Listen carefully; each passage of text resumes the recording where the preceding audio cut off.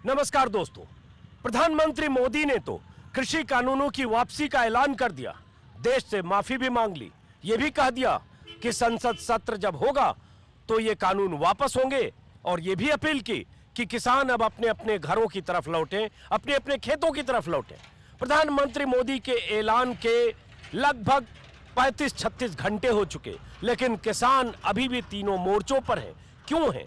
कब लौटेंगे? क्या चाहते हैं किसान?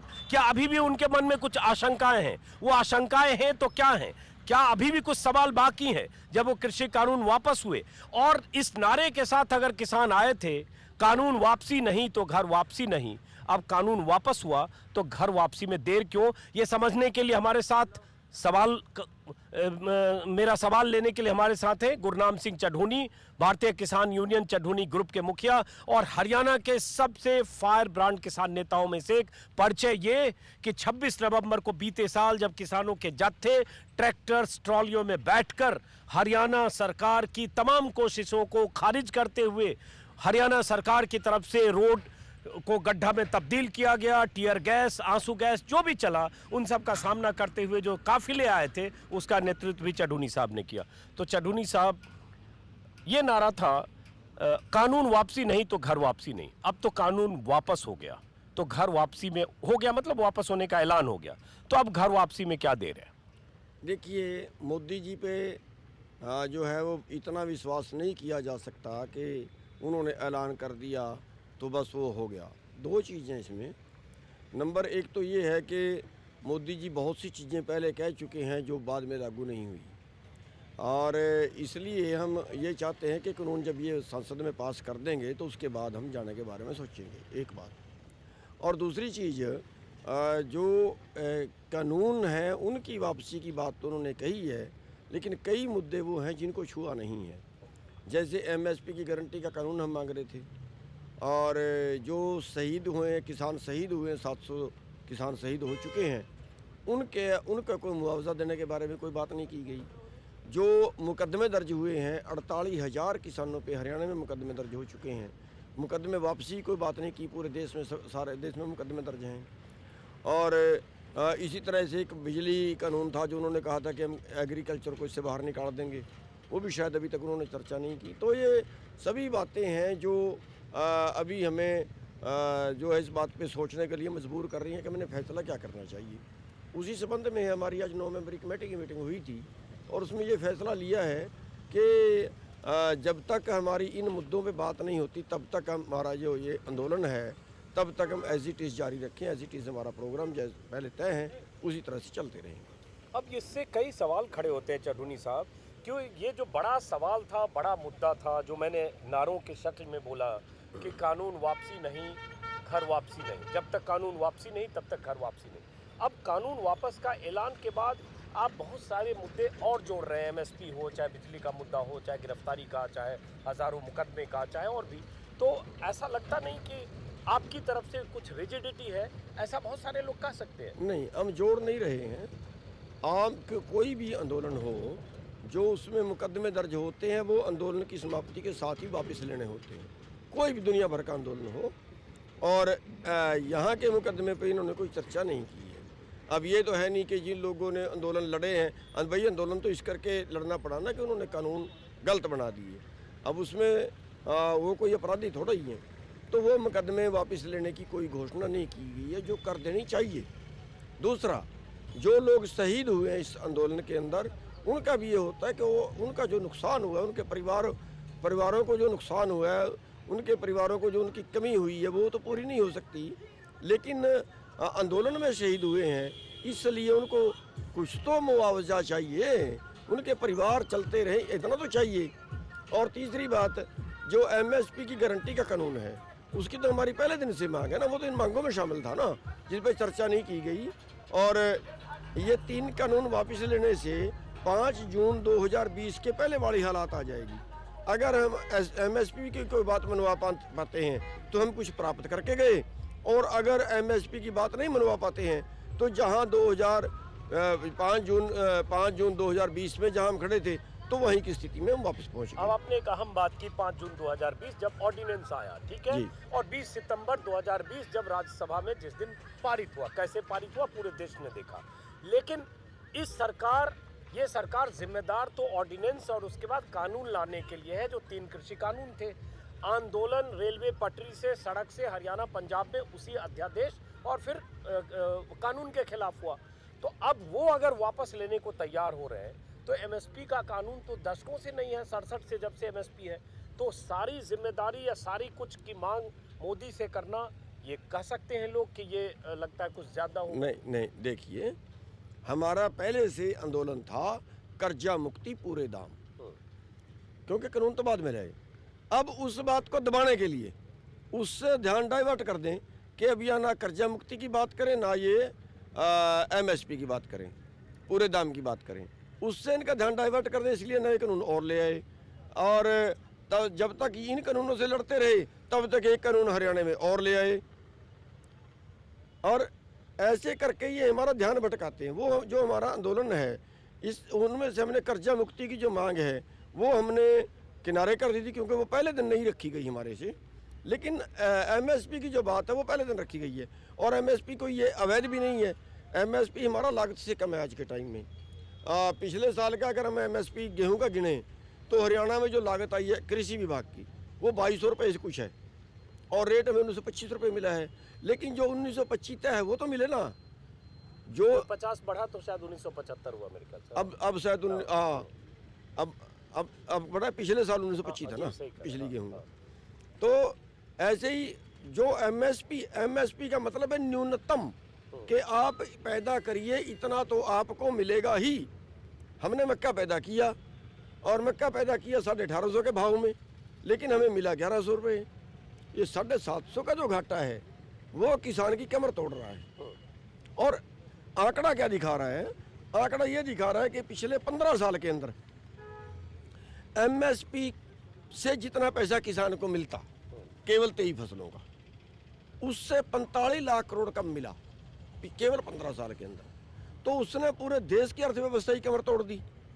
तो हम उसको बात कर रहे हैं। किसान के पास पैसा आएगा तो दुकान पे जाएगा, दुकान से माल खरीदेगा तो फैक्ट्री में जाएगा, व्यापारी के पास जाएगा, उद्योग चलेगा, मजदूर चलेगा, वो पैसा सर्कल में घूमता है। और जो पैसा सर्कल से निकल के अंबानी के पास चला गया, वो पैसा देश की अर्थव्यवस्था उसने डाउन कर दी। तो इसलिए एमएसपी की जो हमारी मांग है वो कोई गैर कानूनी नहीं है। नहीं, मैं ये नहीं कह रहा हूँ चडूनी साहब गैर कानूनी है, मांग वाजिब है। जब 1975-1925 घोषित करें और 1200-1400 में गेहूं बेचना पड़े या चावल धान बेचना पड़े तो किसानों की कमर टूटती है, इसमें कोई शक नहीं। मैं ये कह रहा हूँ कि ये कह सकते हैं, ये आरोप लग सकता है कि गोल पोस्ट शिफ्ट करना हुआ, कि जिन मुद्दों पर सरकार से बातचीत शुरू हुई और सरकार ने जो कानून बनाए जिसके खिलाफ ये आंदोलन शुरू हुआ और 11 राउंड की बातचीत हुई, उस बातचीत में उन कृषि कानूनों को रिपील करना मुख्य मुद्दा था। साथ में आपने जोड़ा एमएसपी। नहीं, नेगोशिएशन तो उन्होंने उनके रिपील करने पर ही हुआ ना। नहीं, आप हमारे टोटल ज्ञापन, आप हमारे टोटल स्टेटमेंट देखिए, हमारी हर बार एमएसपी की गारंटी की मांग रही है, हर बार रही है, मैंने और पढ़ा है। जो नेगोशिएशन है, नेगोशिएशन में भी हमारी मांग रही है। जिस दिन अमित शाह जी से मीटिंग हुई उस दिन हमारा सवाल अमित शाह जी से था कि अमित शाह ने कुछ 17 लाख करोड़ भी बता दिया था कि 17,26,000 करोड़ का टोटल आपका उत्पादन बनता है जो हम खरीद नहीं सकते। हमारा जवाब था कि आप उसको तो बेचते भी तो हो, 3 लाख 4 लाख जो करोड़ का 3 लाख करोड़ का जो फर्क पड़ता है उसको भी आप कवर कर सकते हो कि आप आयात करना बंद कर दें। जब आप आयात करना, मक्के का आयात ना करें तो मक्का 2000 बिकेगा, आप दाल को आयात ना करें तो दाल पूरे रेट पे बिकेगी, आप खाद्य तेल को आयात ना करें तो खाद्य तेल क्या इस बार देखिए सर 6000 बिकी है, एमएसपी से ऊपर बिकी। आपको भी बोझ नहीं पड़ेगा, आप व्यवस्था सुधारने की थोड़ी बात करें।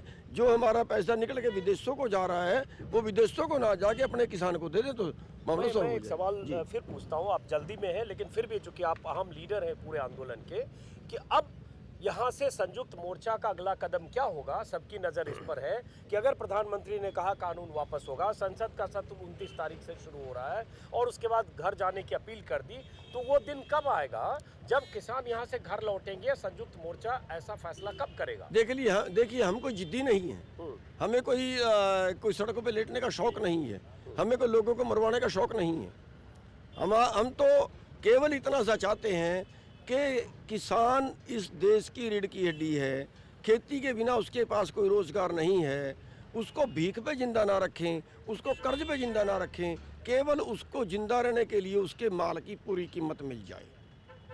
बस इतनी सी बात है, उसी के लिए ये आंदोलन है। चाहे उसमें 3 कानून हो, चाहे उसमें एमएसपी की बात हो, सारा उसी के अंदर है। फिर मैं रोक रहा हूँ बीच में, मैं एमएसपी पर, चूंकि हम आपसे बहुत लंबी बहुत बार बात की जा चुकी है। अब जो सवाल टू द पॉइंट ये है कि 29 तारीख से सत्र है।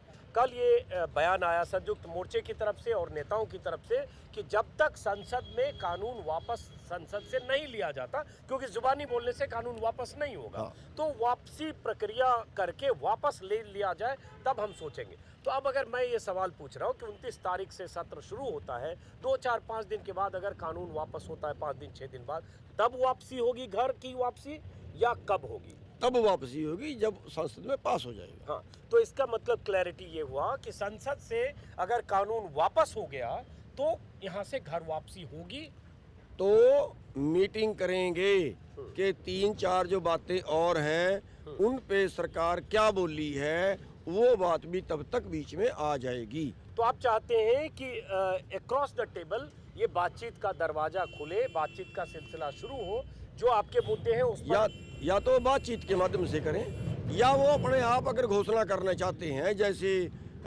इन बिलों की घोषणा कर दी, ऐसे अपनी मर्जी से कर दें। हमें कोई मिलने का शौक भी नहीं है, कोई नंबर बनाने का शौक नहीं है, ऐसे भी घोषणा कर सकते हैं। और अगर उनको कोई लगता है कि इसमें कुछ सवाल है जो पूछने जरूरी है, तो बैठ के डिस्कस कर सकते हैं। चरूनी साहब, आप इस सरकार को आपने 12 महीने तो ये देखा सड़क पर इस आंदोलन के शक्ल में, और उसके पहले अगर जून से तारीख लेंगे अध्यादेश और कानून, कैसे संसद में राज्यसभा में कानून पास हुआ, वो दृश्य भी देखा। आप जानते हैं कि एमएसपी को कानूनी जामा पहनाने का ऐसे कोई घोषणा और ऐसे कानून नहीं बन सकता है, और इतनी जल्दी नहीं बन सकता है। नहीं, बिल्कुल बन सकता है, सरकार की मंशा के मद्देनजर बन सकता है। क्या पिछले 1 साल में कानून नहीं बन सकता था? बन सकता है। और एक और बात बता दूं, कानून तो है। एमएसपी का मतलब क्या होता है कि न्यूनतम तो आपको मिलेगा ही। कानून तो है, हाँ, उसको गारंटी देना कि उससे लागू कम नहीं खरीद सकते। लागू नहीं है, लागू नहीं है, लागू करवाने वाली बात है। इसको तो संसद में ही पास करने की जरूरत नहीं है, लागू करवाने की बात है। हाँ भाई, कानून है, लेकिन अब ये लागू होगा और इससे कम पे कोई खरीद पाएगा, या अगर कोई कम पे खरीदेगा तो फिर उसको सरकार खरीदेगी। इतनी सी तो बात है। अब इनकी बात से जितनी समझ में आई, दर्शकों को सिर्फ बताने के लिए कि किसान मोर्चा और किसान नेता चाहते हैं कि संसद से पहले कानून वापस लिया जाए, क्योंकि संसद से कानून पास हुआ तो एक बड़ी मांग वो पूरी हुई, और उसके बाद जितना मैंने समझा संयुक्त मोर्चे की बैठक में फिर निटी-ग्रिटी तय होगी कि हम वापसी से पहले सरकार से निगोशिएशन टेबल पर जाएं या सरकार हमें बुलाए और जो बाकी मुद्दे हैं उसका कोई रास्ता खुले। यही मतलब हुआ आपका? बात करके बुलाए, चाहे अपनी मर्जी से, अगर सारा करें तो घोषणा कर दें, हम अपने घर को चले जाएंगे। तो संयुक्त मोर्चे की बैठक में क्या आज तय हुआ और कल को बैठक? आज जो 9 फरवरी की मीटिंग हुई है, आज तो संयुक्त मोर्चे की मीटिंग कल है। आज जो तय हुआ है वो ये हुआ है कि जो जैसे प्रोग्राम चल रहे हैं एज इट इज़ जारी रहेंगे। अगर कोई सरकार बीच में बात करती है तो फिर मीटिंग करके फैसला लेंगे, और तब तक हमारे ऐसे ही प्रोग्राम जो पहले से तय हैं वो प्रोग्राम एज इट इज़ होंगे। ये इतनी बड़ी जीत के बाद, जिस जीत के लिए, जिस लड़ाई के लिए आप लोग 1 साल तक सड़कों पर थे, मैं तो कहूँगा हजारों लाखों किसानों ने तपस्या की, प्रधानमंत्री अपनी तपस्या का जिक्र कर रहे हैं, लेकिन किसान तपस्या कर रहे हैं। इस जीत के बाद घर जाना चाहिए, इस भरोसे के बाद कि हाँ, प्रधानमंत्री ने अगर कह दिया राष्ट्र के नाम संदेश, तो 10 दिन बाद, 15 दिन बाद, 20 दिन बाद वापस भी होगा। सड़कों पर जाड़े के मौसम में फिर क्यों किसान यहाँ डटे रहे? और प्रधानमंत्री पे हमने भरोसा किया जब उन्होंने कहा था कि 15-15 लाख आपके खाते में आएंगे। हमने उन पर भरोसा किया, हमने उन पर वोट डाल दी, लेकिन 15 लाख तो नहीं आए। उसके बाद उन्होंने कहा कर्जा माफ़ होगा, हमने वोट डाल दिए। उन्होंने कहा MS स्वामीनाथन की रिपोर्ट लागू करेंगे, आपके रेट बढ़ जाएंगे, हमने उनकी बात मान ली। उन्होंने और इसके बीच में कई चीज़ें कही और जिनको हम मानते गए, लेकिन नतीजा ये निकला कि हर बार उनकी बात सच साबित नहीं हुई, हर बार झूठ साबित हुई। और जब एक आदमी 10 बार झूठ बोल दे तो 11वें बार उस पर कोई इतबार नहीं कर सकता, उस पर डाउट हो जाता है। चडूनी साहब, एक बात बताइए कि अब ये लोग कह सकते हैं कि किसान नेताओं को भी इसका अंदाजा नहीं था कि प्रधानमंत्री इतनी आसानी से इतनी जल्दी अचानक शॉक देते हुए अचानक ये वापस देखिए, लेंगे। वो तो उनकी कलाकारी है कि वो ना तो अपनी पार्टी में ना देश में किसी और को वो क्रेडिट लेने देना नहीं चाहते।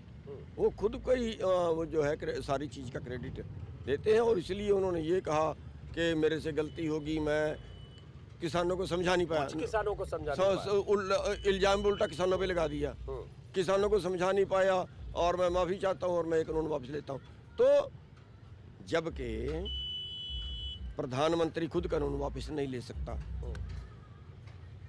संसद वापस ले सकती है। उसने तो अपने कैबिनेट तक की मीटिंग नहीं की, वो खुद क्रेडिट लेने के लिए उन्होंने एकदम उठा, सवेरे मुंह धोया और बोल दिया। मेरा सवाल उसके बाद ये था कि अब लोग ये कह सकते हैं कि आप लोग अब राजनीति कर रहे हैं कि जब सरकार ये दे रही है तो अचानक आपको लगता है आप कैसे लौट जाए? आपने कुछ आगे की तैयारी कर रखी होगी, पंजाब चुनाव, यूपी चुनाव, तो आपके लिए भी एक झटके की तरह आप कैसे अचानक? नहीं, हम 10 बार बोल चुके हैं, हम तो कल घर को जाने के लिए तैयार हैं। जो 3-4 मुद्दे हैं उन पे भी वो बोल दें और हमें किसी तरह से बस वो हो जाए कि भी हाँ अब हमारे साथ धोखा नहीं होगा, हम घर को चले जाएंगे, हमारी कोई जिद नहीं है। धन्यवाद। आखिरी सवाल धन्यवाद के बाद अब मेरी भी थोड़ी आदत है आखिरी करके 3-4 पूछ लेता हूँ। टाइम बहुत ज़्यादा। आखिरी आप राजनीति में भी पंजाब में उम्मीदवार खड़े करने या उम्मीदवारों को समर्थन देने या पंजाब में की सियासत में अपनी ज़मीन तलाशने, इसकी बात कई तरह से करते रहे। अब अमरिंदर सिंह ने कह दिया कि हम अब बीजेपी के साथ जा सकते हैं। एक बड़ा मुद्दा जो किसानों का मुद्दा था, जिस पर हरसिमरत कौर बादल की पार्टी बाहर गई, सरकार से बाहर गई, वो मुद्दा अगर डिफ्यूज होता है तो गुरनाम सिंह चढ़ूनी राजनीति में उसके बाद भी कुछ विकल्प तलाशेंगे? जी, विकल्प तलाशेंगे, हम अपने लोगों को खड़ा करेंगे, क्योंकि जब वोट किसानों की है, जब वोट मजदूरों की है, तो राज पूंजीपतियों का नहीं होना चाहिए, लोकतंत्र ये कहता है। और उसमें जो आपने ही आंकड़ा दिया है, आपके ही आंकड़े के मुताबिक यूपी में 8.5 करोड़ वोट किसानों की है, 3.5 करोड़ से सरकार बन रही है। तो फिर किसानों की अगर सरकार होगी तो वो किसान के पक्ष के कानून बनाएगी ना। पंजाब में आपके ही आंकड़े के मुताबिक 71 लाख वोट ज़मीन के मालिकों की है, और जिन्होंने उसमें दर्ज नहीं कराया वो लोग भी हैं, क्योंकि पंजाब में कई बड़े किसान हैं जिन्होंने उसमें दर्ज नहीं कराया है। तो 80 लाख वोट किसानों की होगी, 69 लाख वोट से सरकार बनी है। अगर आज किसान संसद के बीच में होते तो हमें सड़क पे ना बैठना पड़ता। और 5 जून को ये कानून लागू हुए, उसके पहले की अगर हम पोजीशन देखें, क्या उसके पहले किसान सुखी था? उसके पहले भी जो है वो 15-20 हज़ार किसान हर साल मर जाते हैं। 3.5 लाख किसान पिछले 20 साल में मर गए, आत्महत्या कर गए, सुसाइड कर गए आर्थिक तंगी के कारण। उस हालात से आकर किसानों को कैसे बचाया जाए? यानी किसानों की आमदन कम हो रही है, दूसरे वर्गों की आमदन बढ़ रही है। अगर हम 1970 से गिने, 2.5 क्विंटल गेहूं का 1 तोला सोना था, आज 25 क्विंटल गेहूं का 1 तोला सोना है। आखिर फिर जिंदा कैसे बचेगा किसान? इसलिए कानून बनाने वाली जगह पे कानून बनाने के लिए वो लोग सत्ता में जाएं जिनकी वोट है। जब वोट से राज है तो वोट वालों को सत्ता में जाना चाहिए, ना कि पैसे वालों। चलिए, बहुत शुक्रिया। और आप लोग महापंचायत में लखनऊ जा रहे हैं 22 तारीख की महापंचायत, वो देखेंगे। अभी तो मैं थोड़ा काम जा रहा हूँ, वो देखेंगे। चलिए, बहुत बहुत शुक्रिया। ये थे गुरनाम सिंह चढ़ूनी। और गुरनाम सिंह चढ़ूनी संयुक्त मोर्चे के सदस्य भी हैं, लेकिन अपने बयानों की वजह से कई बार आरोप लगता है राजनीतिक महत्वाकांक्षा की, लेकिन किसान मोर्चे के नेता के तौर पर इस सिंघू बॉर्डर पर बड़ी तादाद में अपने समर्थक, आंदोलनकारी किसानों की मौजूदगी की वजह से उनका यहाँ दबदबा भी रहा और उनकी बातों का वजन भी रहा। अब जो उन्होंने कहा आपने सुना। अब संयुक्त मोर्चे की बैठक कल है, क्या फैसला करते हैं संयुक्त मोर्चे के नेता? क्या संसद सत्र का इंतजार करते हैं, संसद सत्र से पास होने का इंतजार करते हैं, और या फिर बाकी जिसका जिक्र किया, सरकार से संवाद का रास्ता खुलने तक इंतजार करते हैं? इंतजार करिए, हमारे अगले वीडियो में आपको इससे जुड़ी तमाम जानकारी मिलेगी। फिलहाल नमस्कार।